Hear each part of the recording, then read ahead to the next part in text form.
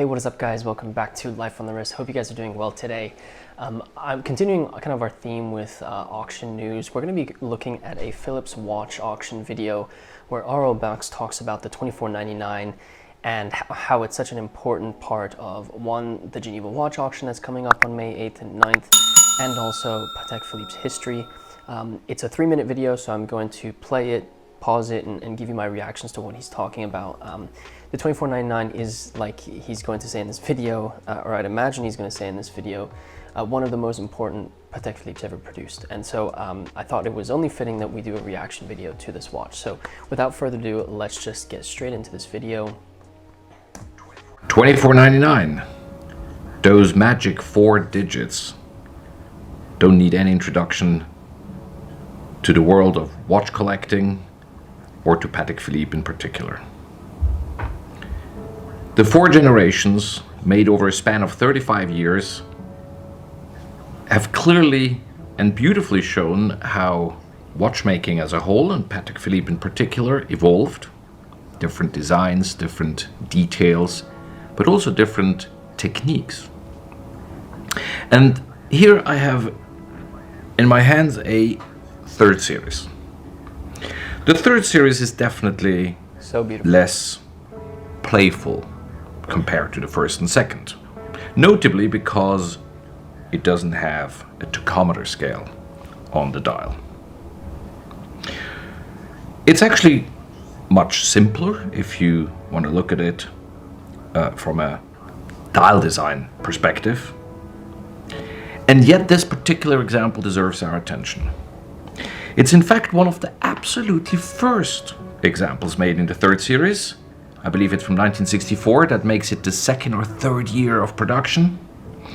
And what we see is how the production quality and the finish of the dial, for example, is very much something we would rather see with the 1st and the 2nd series, notably the 1950s, because the dial is ivory colored. All black printing is not printing, but hard enamel. That means it was engraved at the dial makers, and this lends the dial a shine and depth that I can hardly remember having seen on a 3rd series 2499 for many years. All right, let me just stop at 157. Really interesting remarks about how the dial construction really plays with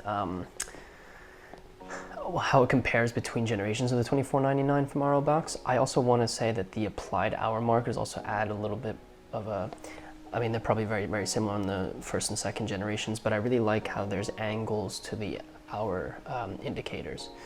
I think I agree. I think what's interesting is I was really captured by the moon phase, and if you look at the stars, they aren't actually perfect.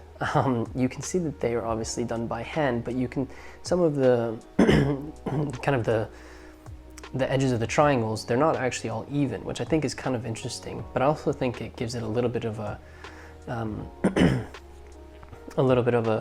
mean, you know that this is done by hand, because the points of the triangle look a little bit uneven. Typically, when you're thinking about watchmaking, you think everything is going to be perfect, etc., etc. But for this, it's not. We'll let Aurel continue. A second element I'd like to mention is the condition of the watch. I sincerely believe this could be voted for as one of the best preserved 3rd series.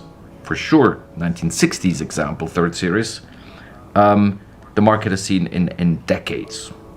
I sincerely believe it hasn't been polished. Look at those unbelievable sharp edges here on the lug, the definition. The hallmark here on the tip of the lug is so beautiful that I sincerely believe this watch has never seen a polishing machine in its over 55 years of life. It's a watch that I think, actually, looking at what else is being sold in the same ballpark figure, is representing extraordinary value. As I said, comparing to what else can be bought these days for such an amount.